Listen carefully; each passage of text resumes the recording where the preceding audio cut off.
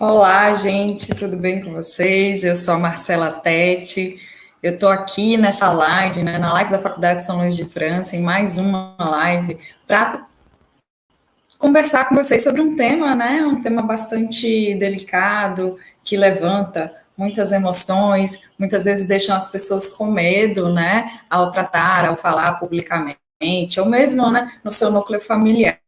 Hoje a gente está aqui para tratar do tema da morte, né, da morte dessa passagem, né, onde a gente vai tentar mesmo se desvincular do tabu, mesmo em torno desse fenômeno natural, né, e tentar trabalhar o simbolismo em torno da morte, né, como é que as religiões, como é que as pessoas consideram essa passagem, né, no caso o deixar, né, o deixar a vida,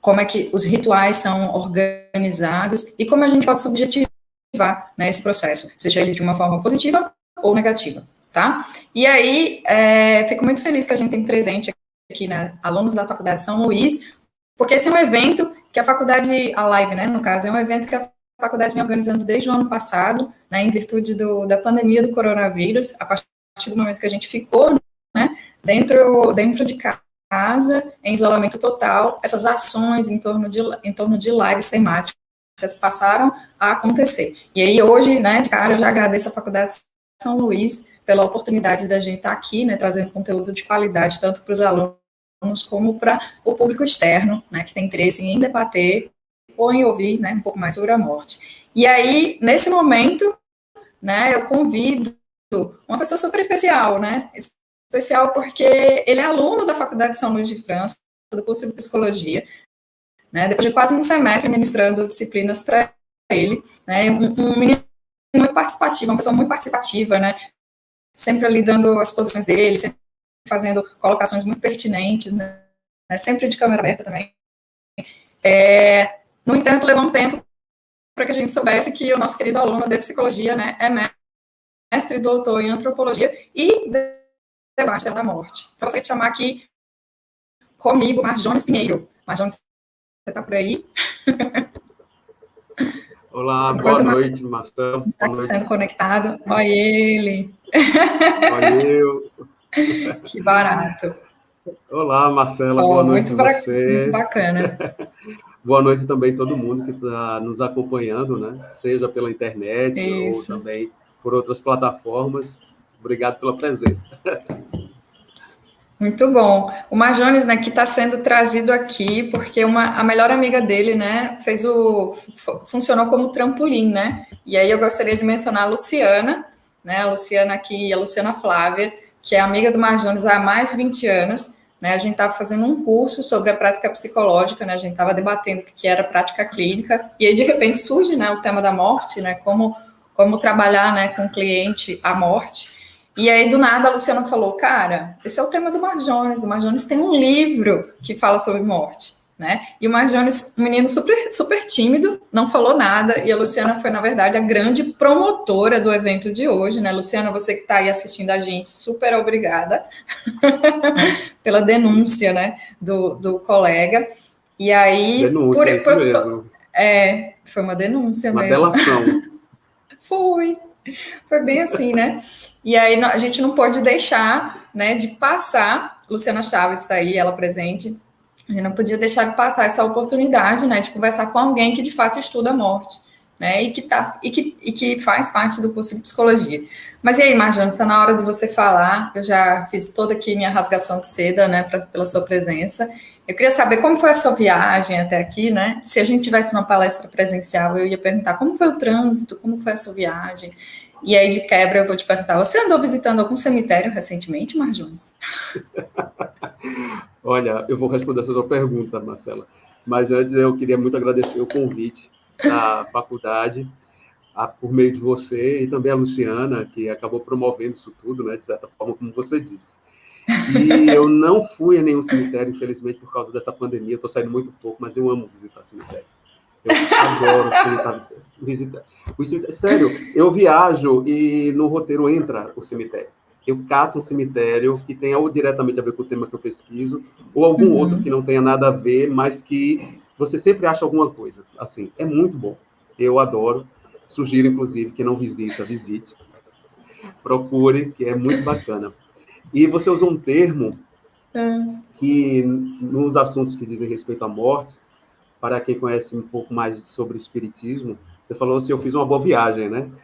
Viagem é um termo que a gente usa para morte, né? Você morreu, você fez a viagem, né? Ou você fez a passagem, como algumas pessoas dizem, ou como dizem as pessoas que são mais próximas às práticas religiosas de matriz africana, ou também mais aos indígenas, né? Se encantou, né? Encantou. Se você morre, você se Ah, encanta.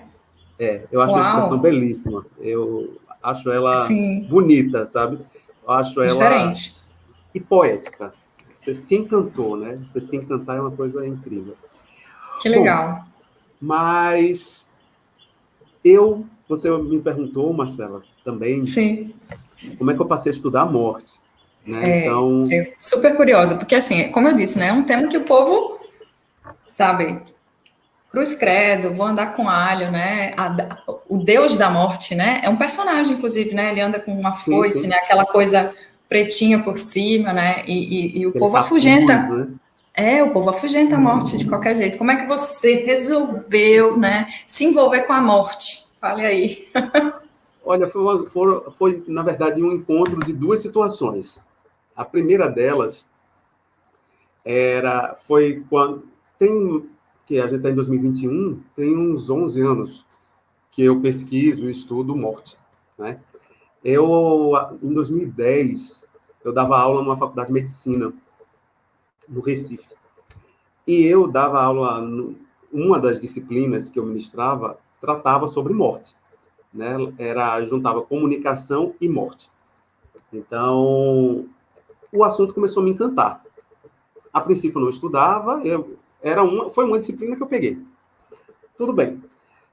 Pouco antes disso, eu sou jornalista, formação de graduação, e à época eu trabalhava numa emissora de TV, e eu apresentei um projeto a essa emissora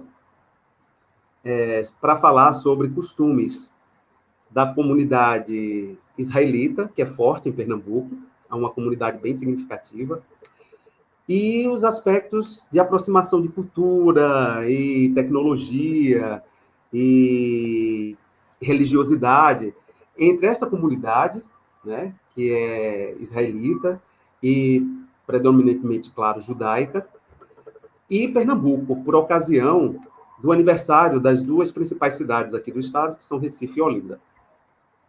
Aqui não, de Pernambuco. Então, o que acontece?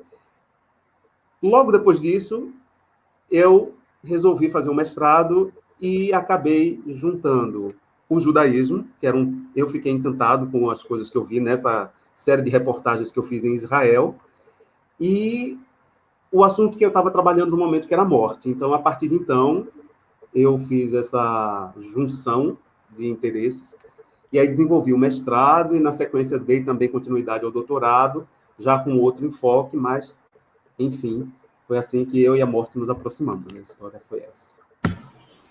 Então, Marjones, você tem por trajeto profissional ser formado em jornalismo, não é isso?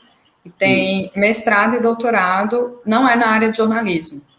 Não, eu fiz a graduação em comunicação social, Em habilitação em comunicação. jornalismo, fiz a especialização em ciência política, mas Uhum. quando fui para o mestrado, aí migrei para antropologia e desenvolvi tanto o mestrado quanto o doutorado em antropologia.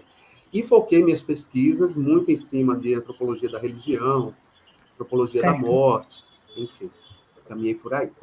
Entendi. Então, no fim das contas, o tema da morte passa pelo mestrado, mas vai até o doutorado, né? No caso, Até o doutorado. até o doutorado. Você se dedica mesmo a estudar isso. Muito bem. É o que eu tenho feito. É o que É eu o que tenho você feito. tem feito. Ah, legal. Exato. Então, o que eu Agora, queria saber... Diga, pode falar. Não, pode falar. Não, é você é o convidado.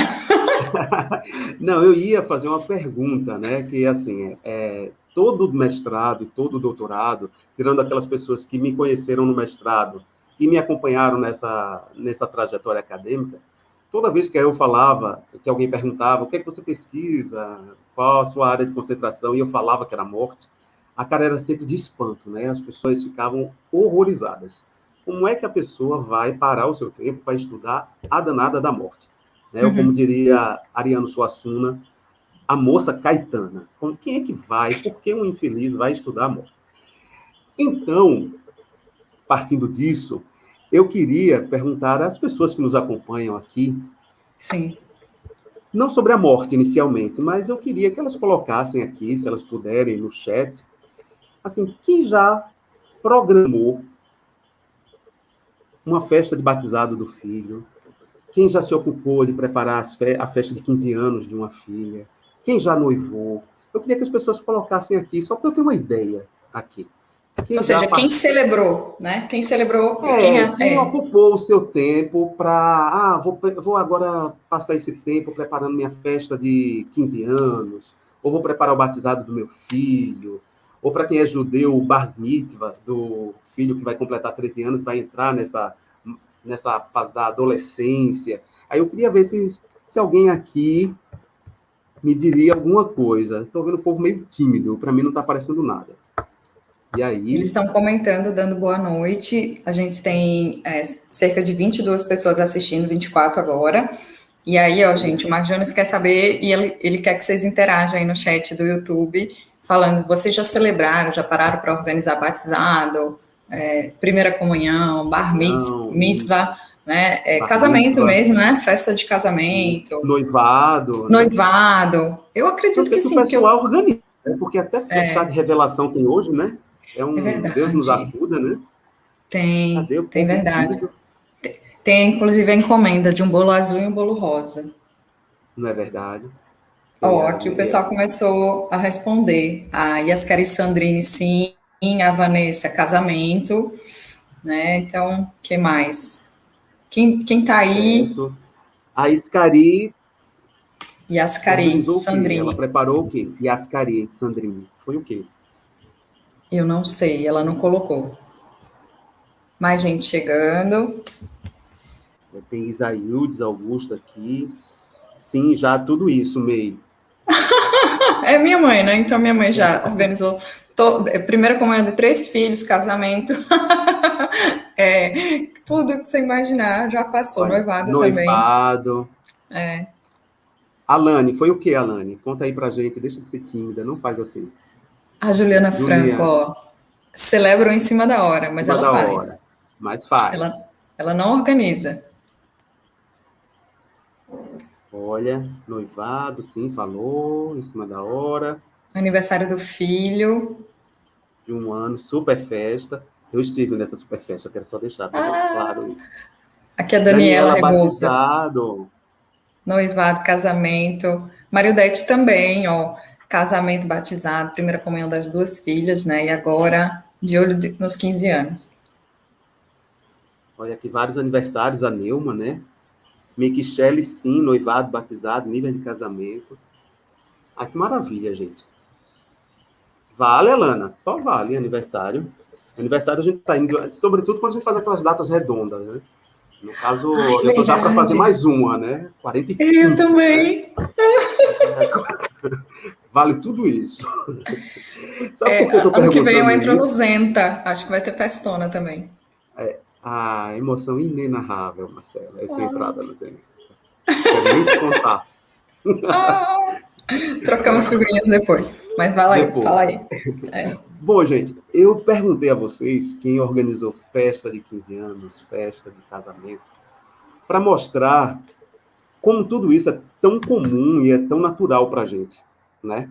Então, assim, você noivar é algo que faz parte da tua vida. Você, quando ou tem a filha, ou você mesma, que está perto dos 15 anos, organiza a sua festa, você vai cumprir mais uma etapa da sua vida. Então, praticamente tudo que nós fazemos entre o nascer e o morrer tem sempre um marcador, tem sempre algo que marca que você está saindo ou de uma situação para outra, ou de uma fase para outra, de uma idade para outra, de um status para o outro. Isso acontece com tudo. Pode parar para observar. Se você tem esse tipo de rito, quando é no seu trabalho, você está num cargo e passa para outro. Quando você sai da adolescência e passa a vida adulta, você sai da infância e passa para a adolescência, você sai do solteiro para o casado, ou você sai do casado para o solteiro, enfim. Então, a gente se habitua e trata com muita naturalidade todas essas etapas. Agora, se eu perguntar aqui, quem já parou para pensar em como vai ser a sua morte? Como é que vão ser os preparativos? O que é que você já pensou? O que é que você já bolou para quando você partir desse plano? Quem já fez isso? Peraí, que agora tinha que ter uma coisa meio fúnebre.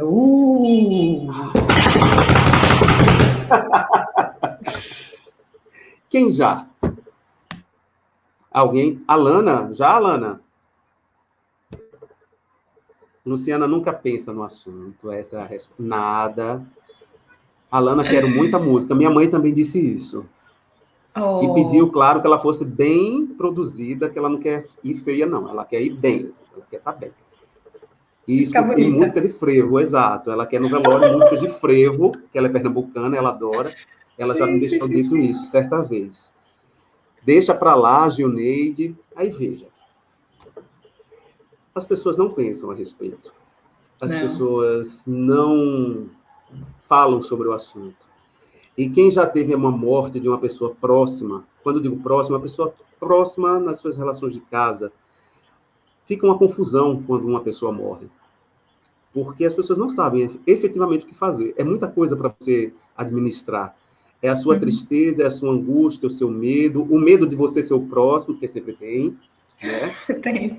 Tem Tem, mesmo. inevitavelmente todo mundo acha, meu Deus, e se fosse eu, e será que, né? E dependendo da Tem causa da morte, razão. você sempre acha que você se encaixa no perfil da próxima vítima. E isso, esse tipo de comportamento é completamente coerente com a sociedade que a gente vive, não é? A gente vive numa sociedade que nega a morte.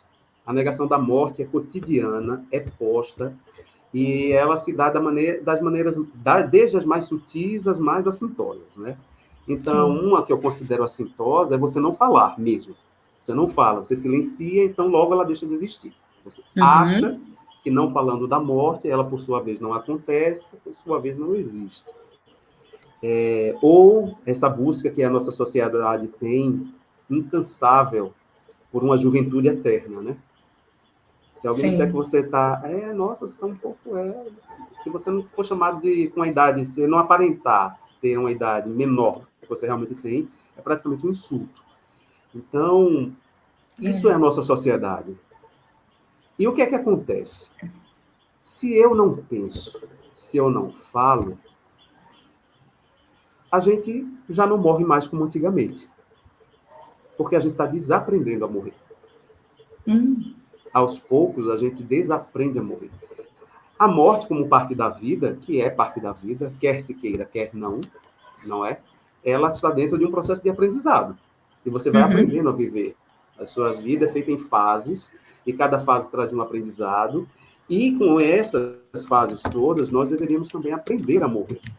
Só que a gente não só não aprende, e o pouco que se sabe, quase que por senso comum, a gente vai desaprendendo aos poucos, certo? Sim. Eu fiz aqui uma cola, minha gente, para eu não me perder e não falar até amanhã, certo?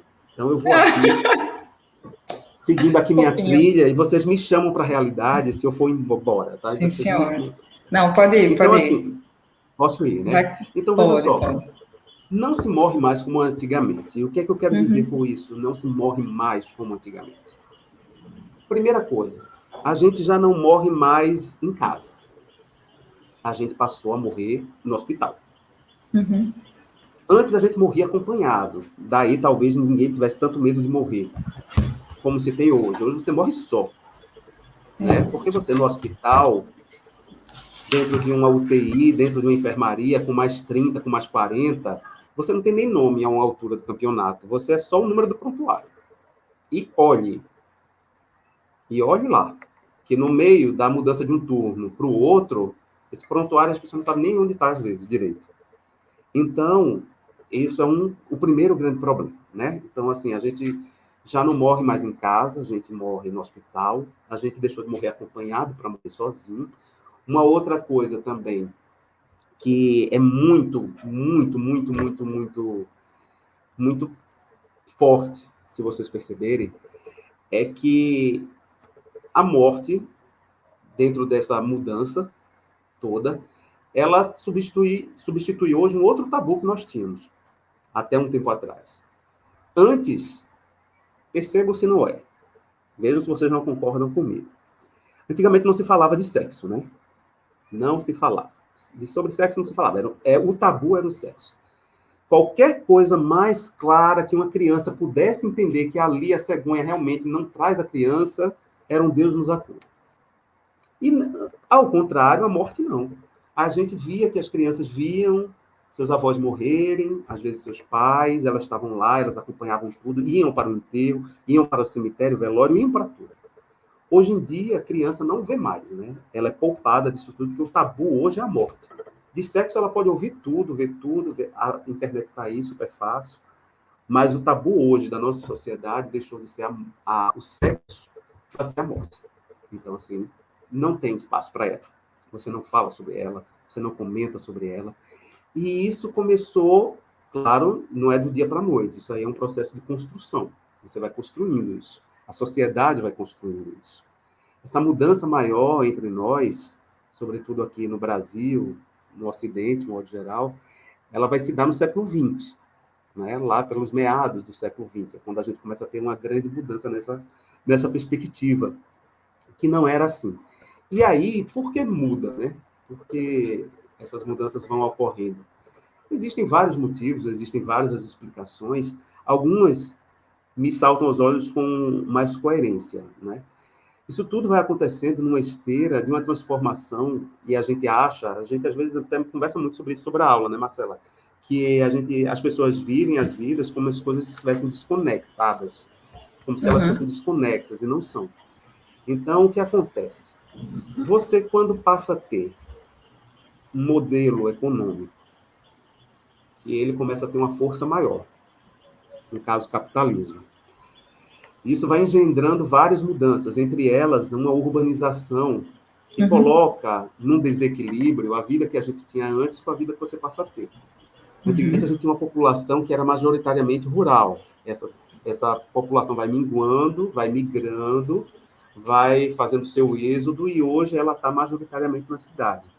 Tá, mas o que é que isso tem a ver? O que é que isso tem a ver é que o indivíduo ele se dilui nessa sociedade. Naquele mundo rural, ele sabia quem era o padeiro, ele sabia quem eram as pessoas que moravam na sua rua, ele sabia o que era o pároco da cidade, eles se frequentavam. E na cidade isso acontece cada vez menos.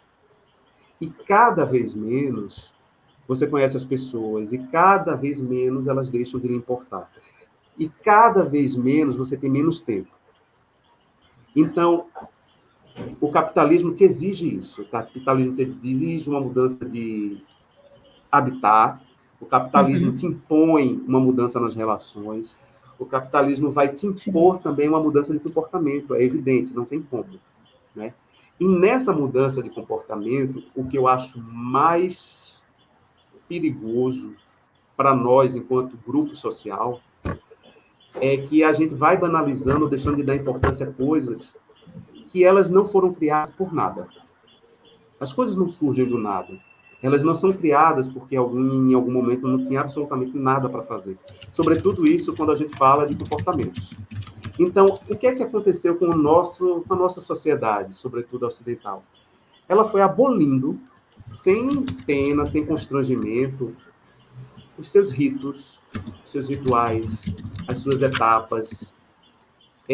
Eu conheço gente que enterra um parente meio-dia e às 7 da noite já está numa festa, mas tranquilo e calmo. Assim, super, tá ótimo. Tá? Morreu, a vida continua, a vida que segue, né? Sim.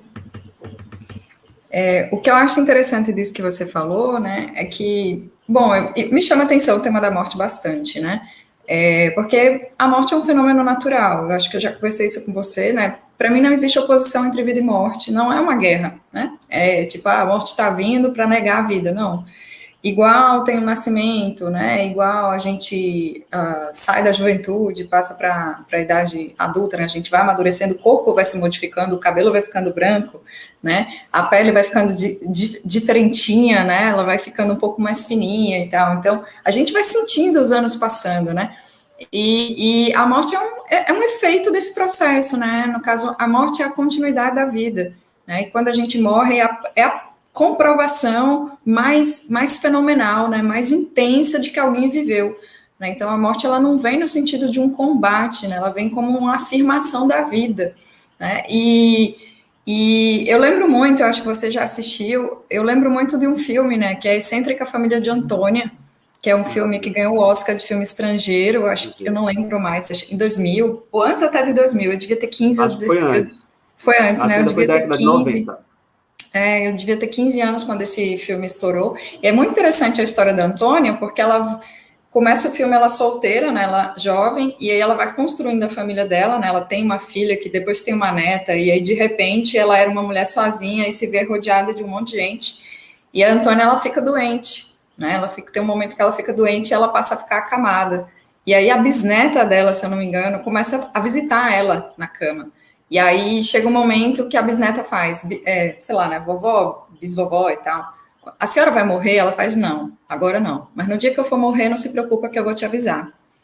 E aí ela vai frequentemente atrás da avó dela para saber quando é que a avó vai morrer, porque a menina quer ver a avó morrer, né? E aí é fantástico isso. E aí chega um momento que a menina faz, vovó, a senhora vai morrer? Aí ela faz, agora eu vou. Chame sua mãe, né? Chame sua avó, convoque as pessoas da família, que eu daqui a pouco que eu vou morrer. Né? E aí a menina vai atrás correndo, animadíssima, né? Atrás da mãe dela para dizer, a vovó vai morrer, a vovó vai morrer. E aí ela convida todo mundo. Um acontecimento, né? É um acontecimento, e todo mundo fica ao lado da cama dela mesmo, né? Ali esperando o momento em que ela de fato morre, né? E aí ela morre. E aí o filme é muito interessante a naturalidade com que isso acontece e a felicidade da criança que vai testemunhar mesmo a bisavó morrer, né? E aí, essas coisas que você fala, né, dessa migração para a cidade, desse individualismo cada vez maior, da separação das relações familiares, né, que, por exemplo, nesse filme é justamente o oposto que acontece, uma afirmação das relações proximais, né, e ao final, você quando morre, você é um código do hospital, né, você é um corpo conectado a um aparelho, né, de oxigênio, né, eu lembro que eu conversava muito com uma senhora, né, que na época tinha 72 anos, Dona Conceição, ela falava assim, Marcela, ninguém mais morre de velhice. Quando sai o relato do óbito, né, morreu de doença não sei o que no pâncreas, né, o pulmão, não sei o que, uma embolia pulmonar. Antigamente a gente morria de velhice, saía no jornal, fulano morreu de velhice. E aí hoje isso não existe mais, hoje não existe mais essa naturalidade da coisa, né? Existe um órgão que apodreceu e a partir daí gerou uma infecção generalizada, né? Até e aí os termos médicos, se a gente for observar, não é fulano morreu, não é? O paciente foi a óbito, totalmente impessoal, perdeu-se na mesa de cirurgia. Perdeu-se como, gente? Foi para onde esse corpo? Esse espírito foi bater em que lugar? Né? Então, você é anulado nesse processo que a gente está vivendo. Né? Inclusive, você pouco tem gerência sobre a sua própria vida e provável morte. Aqui médico, qual foi o médico que perguntou se você preferia estar ligado ao aparelho, sem qualquer consciência de si mesmo, prolongando uma coisa que não vai ter mais um retorno à sua situação de antes, né? Eu tenho uma amiga, que esse caso eu acho que ele ilustra muito como esse indivíduo merece ser respeitado nesse processo de viver e morrer. O pai dela descobriu que estava com câncer muito severo. O prognóstico dado a ele era de pouquíssimos meses, ainda que ele fizesse todas aquelas tratativas, aqueles tratamentos de quimioterapia, tudo, que ainda que fizesse aquilo, o tempo dele de vida seria X. Ele reuniu a família, os filhos, e disse que não queria se submeter àquilo, porque ele iria perder a qualidade de vida dele, ele iria ficar numa situação que não reverteria o quadro, então ele preferia organizar a vida dele e aproveitar aqueles X meses de vida da maneira que ele achava mais conveniente. E assim fez. Essa minha amiga disse que a dor da perda não deixou de existir, mas ela se tornou menos sofrível, porque ela viu o pai no controle de tudo. Ele teve o controle da sua morte.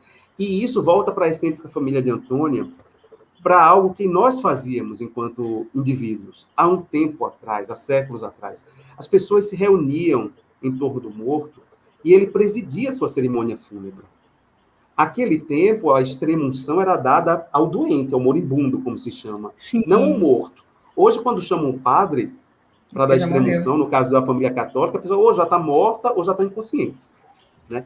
Antigamente, não. Essa pessoa, como a bisneta, a bisavó na excêntrica família de Antônia, as pessoas elas conseguiam perceber que seu fim se aproximava, seu fim na vida, nesta vida. Ela tinha tempo de organizar as coisas de ordem prática, chamavam alguém ligado a um cartório para resolver problemas. Aquelas grandes missas eram encomendadas pelo próprio moribundo, em ação dele próprio. Ele pedia perdão às pessoas que ele achava que tinha que pedir. Essa pessoa estava com netos, amigos, vizinhos ao redor da sua cama, até que ele morria. Era diferente. E um outro ponto que você falou nesse filme e que eu queria trazer de volta é: morrer é universal. É biológico, é natural e é universal. Quer dizer, eu vou fazer uma correção. A morte é universal. A morte é biológica. A morte, ela é igual. Aqui, ela é igual do outro lado do mundo. A morte, ela é a grande companheira, como diz Raquel de Queiroz. Agora, o morrer, não. O morrer é cultural. O morrer é produto de uma série de experiências individuais e coletivas que determinado grupo tem. Então, não se morre aqui da mesma forma que se morre no México. Tanto que eu vim até coloridinho, não vim de preto, que seria o óbvio, né? Mas eu vim colorido porque no México morrer é uma festa, né? Você não morre igual como você morre entre os judeus, você não morre da mesma forma entre as pessoas de matriz africana, você não morre da mesma forma entre os indígenas, da mesma forma que os egípcios morriam de um jeito, os gregos morriam de outro. E eu vou tentar trazer um pouquinho para ver, para que vocês possam perceber como tudo isso é rico, como esse universo é rico e como se aproximar dele, na verdade, nos permite entender muito mais sobre a vida. A gente estuda a morte para entender a vida. É para isso que a gente estuda a morte. Sim. É para isso que a gente precisa conhecer, né? Então, por exemplo, eu agora vou fazer um passeio assim, minha gente, antes de entrar especificamente no judaísmo, por algumas histórias que, de repente, alguns já conhecem, outros nem tanto. Mas, por exemplo, os egípcios acreditavam em vida após a morte. As pirâmides estão aí que não me deixam mentir. A pirâmide é uma espécie de cemitério. A pirâmide é um sarcófago. A pirâmide é um grande mausoléu. Os faraós, inclusive, eram sepultados com tudo que pudessem, já que eles acreditavam na vida após a morte. Agora, tem dois aspectos na cultura egípcia, do Egito Antigo, que são muito curiosos. Um é que os egípcios foram uma civilização fora do comum, para mim, tá? Na minha opinião. Eles têm um livro da morte. Então, esse livro é uma espécie de manual de tudo aquilo que deve ser feito para o morto e para os sobreviventes. Esse é um termo que a gente usa muito quando a gente estuda a cultura funerária. Sobreviventes são aqueles que não morreram ainda, né? São aqueles que passaram por algo e sobreviveram àquilo. No caso, sobrevivem à morte, né? Então, as pessoas, os vivos, também são chamados às vezes de sobreviventes. Então, existem dois livros da morte, dois povos, dois grupos sociais pensaram nisso de uma maneira muito cuidadosa. Um é o pessoal do Tibete e o outro foram os egípcios. Então, existe o livro da morte dos egípcios e o livro da morte dos tibetanos. E esse livro das mortes dos egípcios traz orações, traz formas de sepultamento, ele traz práticas do que colocar no sarcófago, enfim. É um livro riquíssimo e que é lido até hoje e que assim, provoca um imenso interesse até hoje. E outro aspecto da cultura egípcia, que é bem interessante, é que para os egípcios daquele tempo, eles acreditavam que essa vida após a morte não seria para todos. Na verdade, isso é uma prática em praticamente todos os grupos. A morte passou... Antes, a morte era bem democrática, nesse sentido, né? Morria igual todo mundo e tchau. Depois de um certo tempo, todo mundo morre, ok. Mas o destino do pós-morte, aí são outros 500, né? Aí vai depender do que você fez, do que você deixou de fazer, de que tipo de vida você levou, quem você ajudou, quem você deixou de ajudar. Aí passou a ter uma lista de poréns que não tem fim. Então, tem uma série de sabatina, né? Tem o relatório e a avaliação. Mas então, e não é pouco não.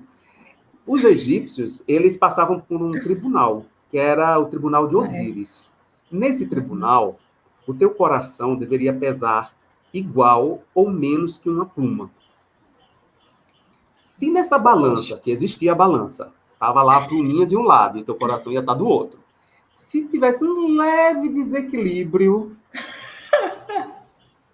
sorry, não foi dessa vez, tu não vai para a vida que segue. Né? Então, assim, os egípcios tinham muito medo do dia desse julgamento. Né? E que, assim, eu dito de uma maneira muito simplista, mas ele era bem rebuscado, as ilustrações que existem sobre esse tribunal, enfim. E ele, claro, é uma representação, porque quem opera tudo isso eram os deuses, né? Eram os deuses que cuidavam desse julgamento. Deixando o Egito e indo para a Grécia, ainda a Grécia Antiga. Vocês já devem ter ouvido falar em Caronte.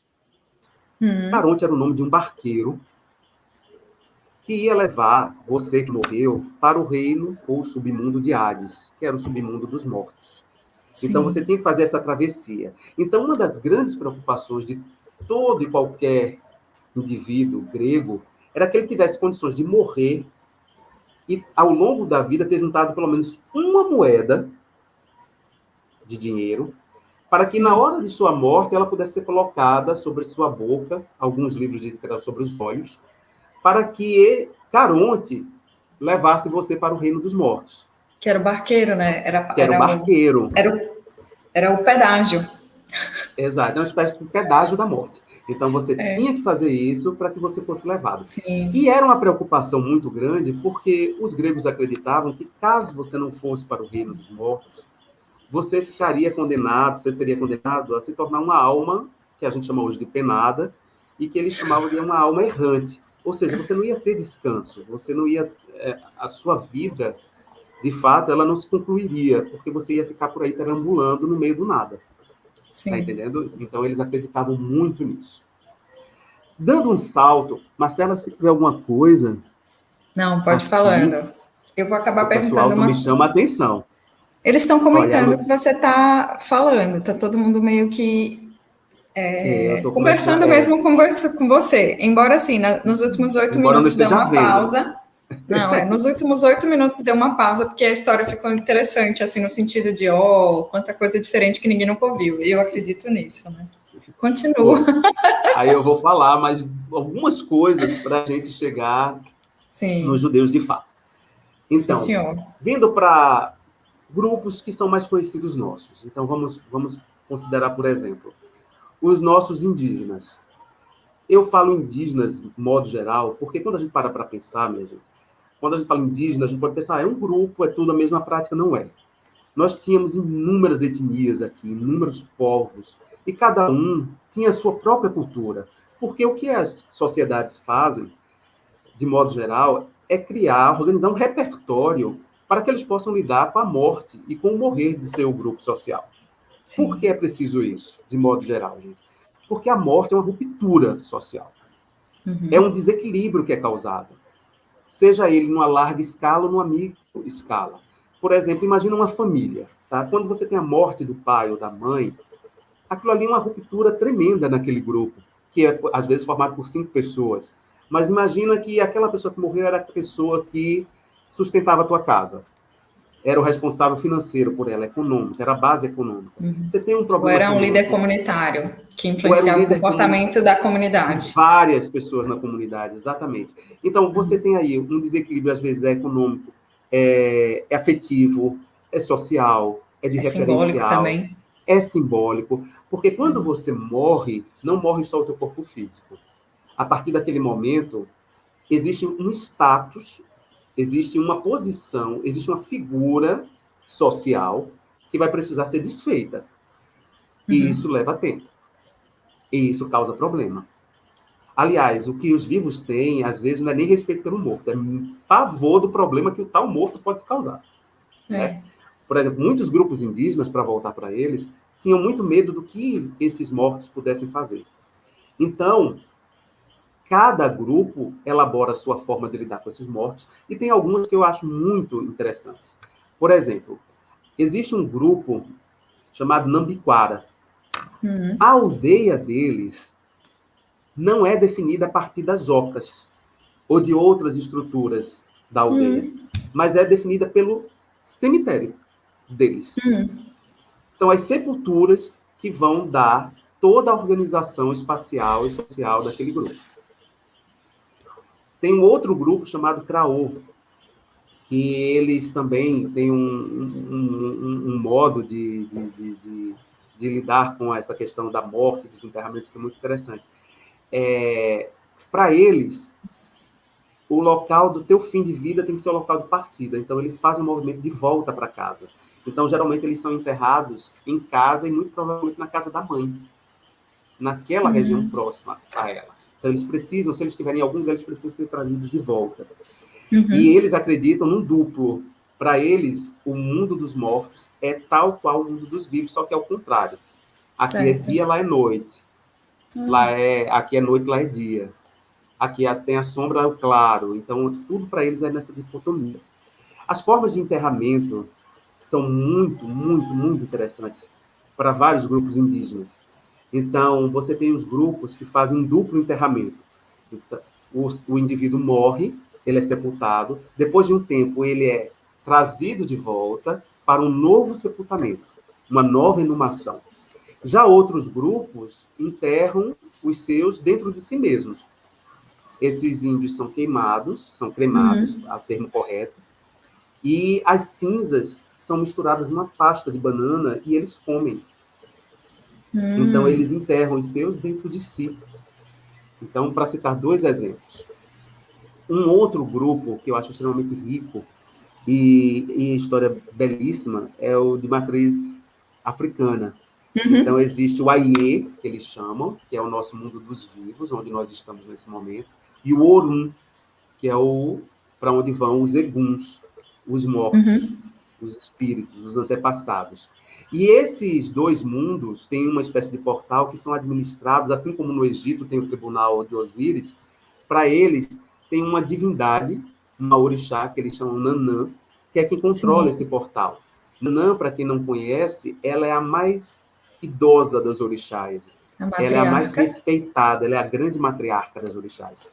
Né? Então, assim, ninguém mexe com Nanã. Nanã não é de brincadeira, Nanã não está aqui para brincar com ninguém. E Nanã, no sincretismo, muita gente associa a Santana, que seria a mãe de Maria. Né? Então, quando se comemora o dia de Nanã no candomblé, é dia 26 de julho. E quando é o dia de Santana, que é o dia dos avós, é dia 26 de julho. Então, Nanã tem essa figura da matriarca e da grande avó, que cuida de tudo. E ela controla esse portal. Só que existem 2 outros personagens que são muito importantes nessa cultura mortuária entre os orixás. Uma é o Baluaê, que é considerado o senhor da terra, e ele controla as doenças, ele controla a cura, e também Oiá. Só que a gente está mais acostumado àquela imagem de Oiá, que também é Yansan, aquela imagem que comanda os ventos, a guerreira, os raios. Só que existe mais de uma figura de Yansan. Existe também Yansan Igbale, que é a dona dos eguns, a dona dos cemitérios. E ao contrário da Yansan que a gente conhece, a dos búfalos, que se veste de vermelho, aquele vermelho vivo, a Yansan Igbale, ela se veste de branco. Entre as pessoas do candomblé, por exemplo, a cor do luto é branca. E eles têm um ritual belíssimo chamado Axexê, que é o ritual dos preparativos para toda a prática funerária. E ele dura quase 7 dias. Aliás, ele dura 7 dias, se eu não estiver equivocado. Então, é uma festa muito bonita. Uma festa belíssima. Então, dito isso, gente, eu queria trazer um pouco da cultura mortuária. Assim, existem muitas outras, mas aí a gente se estenderia muito. E eu queria entrar no judaísmo, que foi que eu estudei mais a fundo, e eu vou trazer só alguns elementos que são muito significativos para a gente que estuda o judaísmo. Então, o judaísmo, ele vai trazer uma outra forma de encarar a morte. Por exemplo, quando nós consideramos o católico vê a morte como uma grande desgraça, a modo geral, né? Sim. Por mais que na Bíblia esteja que há a ressurreição um dia, que ele vai para o reino dos céus, estar assentado à direita de Deus Pai Todo-Poderoso, não há quem se conforme. Ninguém aceita. Os enterros, eu já fui a enterros assim, que são, você sai de lá com um astral pesadíssimo, você sai de lá deprimidíssimo, tamanho sofrimento, tamanho desespero. E, assim, importante dizer que não estou dizendo que isso é ilegítimo, de modo algum. Né? Isso aí cada grupo vai criando a sua forma É uma de forma cultural, é uma forma cultural de praticar a morte. Né? Praticar a morte, exato. Isso. E que no judaísmo ela é bem diferente. Então, o judaísmo, eles não têm grandes... Assim, não é permitido, pelos princípios que eles seguem, grandes manifestações de desespero. Não. Você sente a morte, você lamenta a perda, mas eles seguem muito fielmente o que diz a Bíblia deles, que a gente chama de Torá, que equivale aos 5 primeiros livros do Velho Testamento, né? A Torá, de uma maneira mais simplista, falando. Então, pela Torá, seria um desrespeito a Deus você ter toda essa manifestação negativa, porque seria como se você estivesse contestando a vontade dele. Então, isso não é permitido. Então, você aceita esse desígnio que você recebe. Você tem várias formas de expressar isso. É interessante, né? Eu acho muito interessante porque é sair do seu lugar, de ver o mundo, para tentar ver pelo do outro, né? E no início eu ficava assim, como diz o povo, né? Tô besta, né? Porque era completamente diferente do que eu conhecia, né? Eu não conhecia, né? Até então. Quando eu fui estudar judaísmo, eu não sabia nada de judaísmo, né? Não sabia nada. Falava as palavras erradas, era um vexame atrás do outro. Assim. Aí, quando eu fui Veja o quanto a gente se salva no mestrado e doutorado, né? Virou uma pessoa entendida. Alguma coisa vai, né? Aí, por exemplo, então não tem aquele desespero todo que a gente vê em outras situações. Sim. Outra coisa interessante, o velório não dura mais do que... Aliás, não é nem o velório. Ocorreu a morte, não pode se passar 24 horas para o enterro. O enterro tem que acontecer o mais breve possível. Não pode. E, sobretudo, se ele estiver se aproximando do Shabat. Então, isso é o Shabat, gente, para quem não conhece, é aquele período que começa no anoitecer da sexta-feira e vai até o anoitecer do sábado. É o dia sagrado para os judeus. O calendário dos judeus, ele mistura o lunar com o solar. Então, assim, o dia para ele não é exatamente como começa para a gente. O dia para a gente começa quando o sol nasce. Para ele não é assim. O dia vai começar quando a primeira estrela nasce no dia anterior. E se estende até o nascer da primeira estrela do dia seguinte. Tá. Então, o que acontece? O tempo de enterramento é bem diferente. E não é só essa a diferença. É bem rápido. Quando você morre, você tem que ser submetido a um ritual de purificação chamado Tahará. E esse ritual de Tahará, ele é feito... Tahará significa purificação, tá, gente? Em hebraico. Então, quem é homem tem o seu corpo lavado por homem. Quem é mulher tem o seu corpo lavado por mulheres. Então, tem toda uma prática, que se eu for descrever aqui para vocês, a gente ultrapassa aqui o tempo todo. Então, mas eu vou dizer, de modo geral, que é feito um banho com água, às vezes com óleos essenciais, e logo em seguida vestida a mortalha, para colocar no caixão. O caixão não pode ter aqueles ornamentos que a gente vê, por exemplo, na maioria dos enterramentos. O caixão tem que ser simplérrimo, aquela coisa só com a alcinha para carregar e só. Por quê?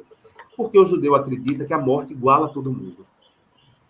Então, a morte não escolhe se você é rico, se você é pobre, se você é alto, se você é baixo, se é gordo, é magro, se é branco, se é negro, se é pardo, não tem isso.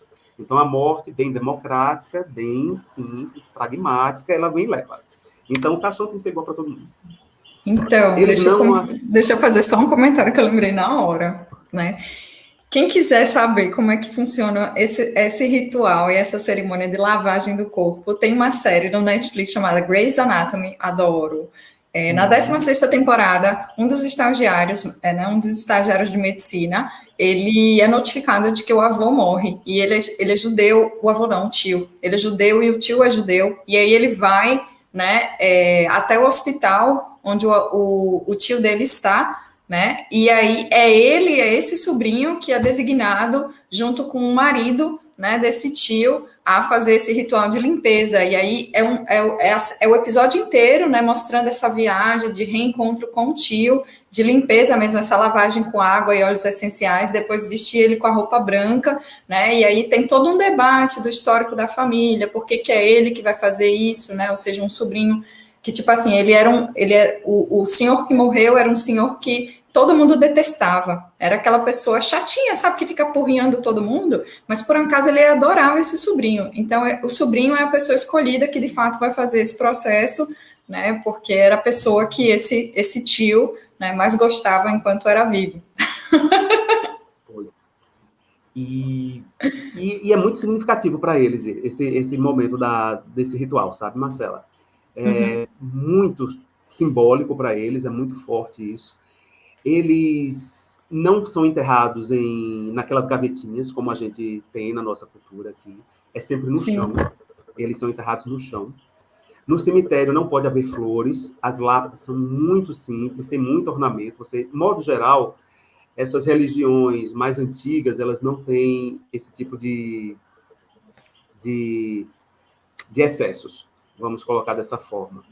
No cemitério, o cemitério agora, dentro de uma prática mais liberal, os cemitérios agora eles têm quadras que aceitam casamentos mistos, mas até um tempo atrás não se aceitava casamento misto, assim, judeu com outra religião. Agora já se aceita e eles podem ser enterrados no mesmo cemitério, desde que numa quadra específica. O mesmo ocorre com os suicidas. Durante muito tempo, os suicidas não podiam ser enterrados dentro do cemitério israelita. Hoje ele já pode, mas numa quadra específica, e essa quadra costuma geralmente ser perto das margens do cemitério, né, do muro que separa o cemitério, né? Até porque isso representa o lugar do suicida na nossa sociedade, de modo geral, né? O suicida ele é muito apartado, né, em todas as religiões praticamente, né? De um tempo para cá essa postura vem se transformando. O judeu, após a morte, ele vai cumprir a família, né, dos judeus mortos. Eles cumprem um período de luto chamado Shivá, certo? Então, é um período para as famílias que são mais religiosas, eu não digo nem ortodoxas, mas as mais religiosas, é um período de muita privação. Eles não sentam em sofás, em cadeiras fofas, é sempre no chão. Eles fazem um corte na roupa, simbolizando o rasgar da sua dor, o rasgar da sua alma pela perda de uma pessoa, mas é um corte, e faz isso simbolizando o que Jó fez quando soube que os filhos dele morreram, um dos filhos morreu. E nesse período você não pode fazer barba, os banhos têm que ser só... Os mais rigorosos não tomam banho nesse período. Mas, por exemplo, os judeus, como eles se espalham pelo mundo, eles também assimilam muito as dos culturas. locais onde eles estão, as culturas. Então, por exemplo, imagina o Recife, que é uma cidade extremamente quente e úmida. É impraticável você passar 7 dias sem um banho, né? Não tem como, né? Por maior que seja a dor e o luto, não tem. Você agora, tem que parar de trabalhar, né? E conviver com as pessoas. Não pode, não dá. Não pode. Então, o que acontece? Você recomenda que seja um banho, mas o banho da higiene, uma coisa rápida. Não pode ser aquela... Não pode ter o sentido do prazer, tá entendendo? Passados esses 7 dias, a vida volta a uma certa normalidade, e depois disso, eles levam praticamente 1 ano para voltar ao cemitério, certo? E quando ele volta, é muito engraçado que quando você passa nos cemitérios israelitas, você vê em cima dos túmulos pedras. E quem viaja de carro pelo interior, muitas vezes já deve ter visto, na beira da estrada, como se fossem os pontos que marcam a morte de alguém, e lá tem pedras que são deixadas. Aí você já vê uma assimilação. Né? Você tem um símbolo que é católico, que é a cruz, mas você tem as pedras, que é o símbolo judaico. O típico sincretismo brasileiro, né? O típico sincretismo do nosso país. E, assim, tem um outro costume que eu acho curiosíssimo. No portão do cemitério judaico, israelita, ele tem uma pia. você, quando sai do cemitério, você tem que lavar as mãos. Você não pode sair de lá sem lavar as mãos, é um costume. E não é pela pandemia, não, tá? Sempre, os Sim. séculos são assim, são desse jeito. Que é uma maneira que você não pode levar o que você encontrou no cemitério para casa. Aquilo não pode seguir com você. Então, você lava as mãos, um sinal também, uma representação de dignificação. Aí Muito vejam, bem. gente, são elementos que a gente traz que tem assim, se a gente for falar, tem muita coisa para detalhar, tudo, mas, assim, o tempo de uma live, ele é restrito, né? E a gente só falta 4 minutinhos para encerrar essa. Pois, então, aí o que eu vou dizer a vocês, gente, eu vou encerrar dizendo uma coisa, propondo a reflexão de algo que eu vi no cemitério que eu visitei em Paris, chamado Père Sim. Lachaise. É um cemitério famoso pelo turismo, de pessoas que gostam de visitar Champollion cemitério. está enterrado lá. Foi. Jim Morrison também, Henri Ele Salvador, também. Edith Piaf estão lá. Isso. Allan Kardec está enterrado, Também. sepultado lá. E eu estava no muro do cemitério, meio que pichado, e eu achei interessantíssimo. Eu não tenho um autor, mas ele diz o seguinte: a morte está tão certa de sua vitória que ela lhe dá a vida inteira de vantagem. Eu acho isso fantástico. Eu acho isso fenomenal, pelo tanto de simbolismo que carrega. Então, repete, inclusive. a morte está tão certa de sua vitória, para a gente refletir que não tem como escapar dela, não adianta não falar dela, não pensar nela, que ela vai nos dar a vida inteira de vantagem. Eu acho isso bárbaro. E a vida é uma vantagem, né? Sim. A vida é uma vantagem.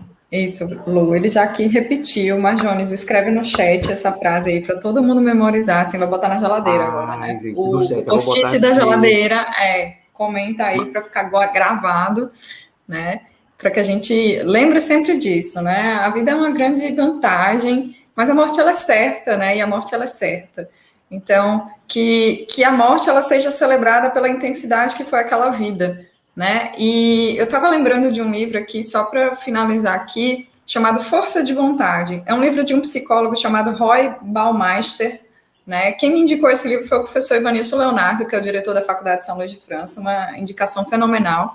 Tem uma parte no livro que ele vai dizer bem assim: quando a gente luta contra algo, né? Quando a gente enxerga um obstáculo na nossa frente, no nosso caminho, acontece que a nossa criatividade ela é praticamente anulada. Tá? Você fica tão preocupado em não fazer, em não chegar a determinado patamar, que o índice de criatividade para te propor saídas, né, ou possibilidade de fazer diferente, ele vai começar a recrudescer. Então você não consegue mais buscar nem construir alternativas. Quando você vê o obstáculo, encara ele como um fato, né? Quando você aceita esse obstáculo como fazendo parte do seu percurso, né, você entende ele como um componente, né, você está num labirinto e sabe que determinadas coisas vão acontecer, tá? Mas você foca no objetivo que é sair do labirinto, né, que é, ou seja, alcançar determinados patamares, a sua criatividade, ela papoca, né, ela se expande, e aí, mesmo sabendo que tem um obstáculo ali na frente, né, que ao final do labirinto, por exemplo, você encara a morte, você vai encontrar a morte, mas você aceita que isso está acontecendo, o percurso é muito mais saboroso, né? Você não luta contra, né? Você simplesmente entende e desfruta do que existe no processo. Então, eu fico aqui pensando, né, e aí proponho essa reflexão, essa provocação aí para vocês, se talvez, né, falar sobre a morte, como a gente está fazendo aqui, encarar a morte como um dado, né, como um fenômeno natural, né, se isso não torna a vida mais saborosa, mais prazerosa, né, talvez negar ela, ou lutar contra, ou ter medo desse processo, né, se ele não abarca, se ele não acaba, né, nos prejudicando, negativizando demais os processos da vida, né, porque a morte é um processo da vida. Todo ele acaba tudo botando tudo, né? Exatamente. E aí, Marjones, eu... Tanto... Diga, pode falar. Não, era só complementar o que você falou. A gente fica com tanto medo disso que está por vir, que o que é hoje mesmo e o que a gente pode fazer não é feito. Você não vive ou vive menos, com menos intensidade, menos alegria. né? Por algo que não tem. Vai vir, a hora chega. Exatamente. Bom, gente, Marjones, eu fico muito feliz porque assim a gente teve chuva de comentários, né? Chuva E eu de não vi, conversa, gente, eu tô morto de diálogos. vergonha que eu não respondi nada aqui, assim. Mas eu acho assim, eu acho que foi extremamente positivo, né? Essa live está gravada, está no canal da Faculdade de São Luís, os comentários estão gravados para que a gente, né, eu e você, inclusive, leia esses comentários, converse com essas pessoas depois, dialogue, né? Eu, infelizmente, eu não parei você, desculpa, gente, eu não parei o Marjane, porque era bom demais, entende? Era bom demais ouvir ele falar. Que não cansei vocês. Não, parecia que, sei lá, né, eu estava diante de um caos familiar, sabe, aquele ser, né, aquela pessoa sábia da família que resolve falar e todo mundo se cala, assim, fala, oh.